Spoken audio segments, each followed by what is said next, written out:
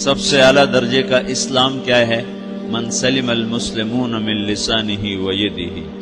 زندگی میں یہ طے کر لو، کوئی کتنا ہی تمہیں دکھ پہنچائے، کوئی کتنا ہی تمہاری بےعزتی کرے، چپ ہو جاؤ، سہ جاؤ۔ مرنے والے کی کیا عزت، کیا ذلت، میں نے تو مر کے دیکھا ہے اور مجھے یہ حدیث سمجھ میں آئی ہے بڑی اچھی طرح، موتوا قبل ان تموتوا، کہ مرنے سے پہلے مر جاؤ۔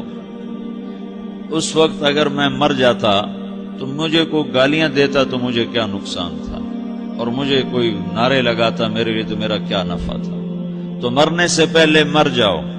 کوئی تمہیں برا بھلا کہے تو تمہارا کیا نقصان ہے، تمہیں کوئی واہ واہ نعرے لگائے تمہیں کیا نفع ہے۔ اگر اللہ راضی ہے تو مردہ باد اور زندہ باد سے بے نیاز ہو۔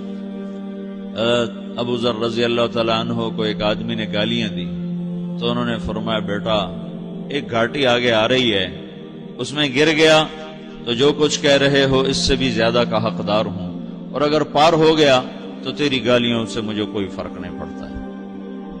من سلم المسلمون من لسانہ و یدہ موتوا قبل ان تموتوا۔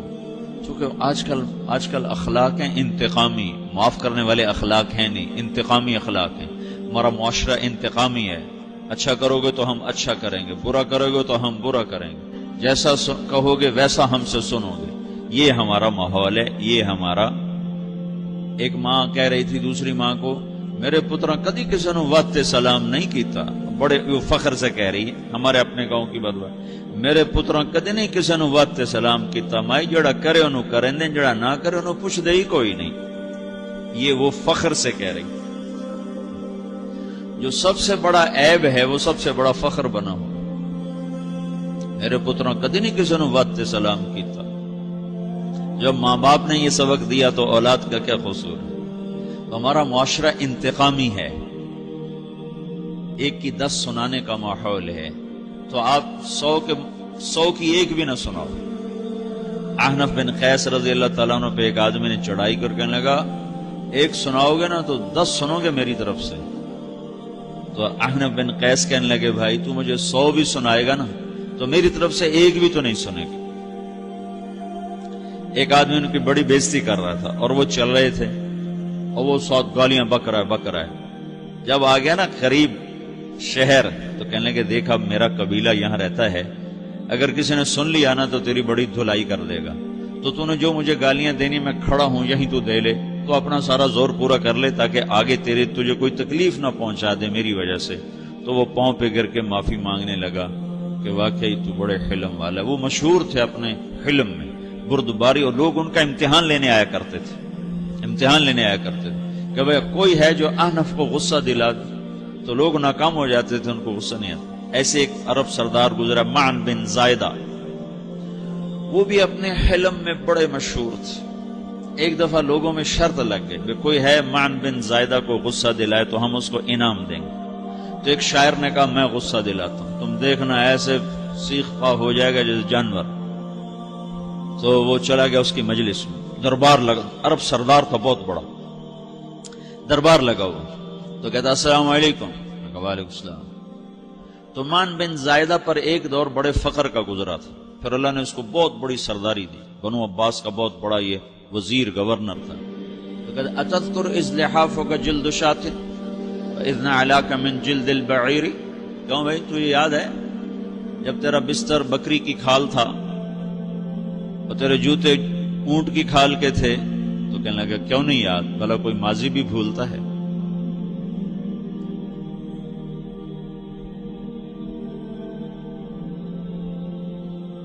تو وہ کہنے لگا، پہلا وار تو خطا کا، فسبحان الذی اعطاک ملکا وعلمک الجلوس علی السریر۔ تو پھر ساری تعریفیں تو اللہ کی ہیں جس نے تیرے جیسے کو تخت پہ بٹھا دیا۔ کہاں بھئی ساری تعریفیں اللہ کی ہیں، میری تو کوئی اوقات نہیں۔ تو کہنے لگا، سأرحل عن دیار انت فیہا وان جار الزمان علی الفقیر، جہاں تیرے جیسا حکمران ہو وہاں مجھے رہنا گوارا ہی نہیں ہے، میں یہاں سے چھوڑ کے نکل جاؤں گا چاہے کتنی تکلیف اٹھاؤں۔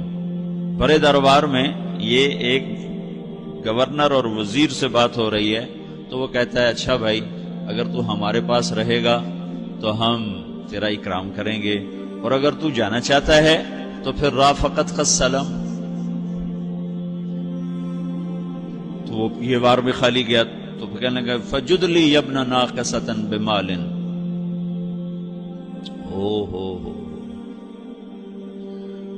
او گندی ماں کے بیٹے مجھے کچھ عطا بھی کر، میں بغیر پیسے کے سفر کیسے کروں گا؟ عرب کو کسی کو بھی ماں کی گالی دے دینا پھر عرب سردار ہو۔ فجد لی ابن ناقصۃ بمال، بری ماں کے بیٹے مجھے کچھ پیسے بھی دے، میں نے جانا ہے۔ میں کہا اس کو 3000 دے دیا جائے۔ اللہ، تو کہنے لگا قلیل ما آتیتنی و انی لأطمع منک فی الکثیر، یہ تو بہت تھوڑا تو نے دیا ہے، مجھے اور دے۔ کہا اچھا بھائی 3000 اور دے دو۔ تو وہ شاعر کی بھی آنکھیں پھٹ گئیں، کہنے لگا اب ٹھہر جا ٹھہر جا، اب میں تیری اصل تجھے بتاتا ہوں۔ سألت اللہ ان یبکیک ذخرا فما لک فی البریۃ من نذیری، میں اللہ سے دعا کرتا ہوں اللہ تیرے جیسوں کو سلامت رکھے، تیرے جیسا دنیا میں کسی ماں نے جنا ہی کوئی نہیں۔ فمنک الجود والافضال حقا وفضل یدیک کالبحر الغزیر، تو ہی سخی ہے، تو ہی کریم ہے، اور سمندر بھی تیری سخاوت کے آگے کچھ نہیں ہے۔ تو نے کہا اچھا بھائی تو نے ہماری برائی کی، ہم نے تمہیں 6000 دیے، اب تو نے ہماری تعریف کی، اب 10,000 اور دے دو اس کو۔ باتیں ہی رہ گئیں، باتیں ہی رہ گئیں۔ کہاں سے لائیں ایسے لوگ؟ ہمارا معاشرہ انتقامی ہے، بدلہ لینے کا ہے، بدلہ لینے کا۔ تو میرے ساتھ کیا میں نے بھی کرنا ہے۔ تو اعلیٰ درجے کا اسلام یہ سکھا رہا نہیں چپ ہو جاؤ، سلام مت بن جاؤ، سلامتی بن جاؤ، سلامتی کی علامت بن جاؤ۔ من سلم المسلمون من لسانہ ویدہ۔ اب وہ سوال کرتا ہے یا رسول اللہ ای الایمان افضل، سب سے اعلیٰ درجے کا ایمان کیا ہے؟ اسلام کیا ہے؟ کلمہ، نماز، روزہ، حج، زکات۔ اعلیٰ درجے کا اسلام کیا ہے؟ من سلم المسلمون من لسانہ ویدہ۔ یہ اخلاق کا ادنا درجہ ہے، ادنا درجہ ہے۔ ادنا درجے پر پہنچ کر آپ اسلام میں اعلیٰ درجے پر آ سکتے ہیں۔ وہ سوال کرتا ہے ایمان کیا ہے؟ تو آپ نے کہا اللہ پر، فرشتوں پر، کتابوں پر، رسولوں پر، موت کے بعد کی زندگی پر، تقدیر پر۔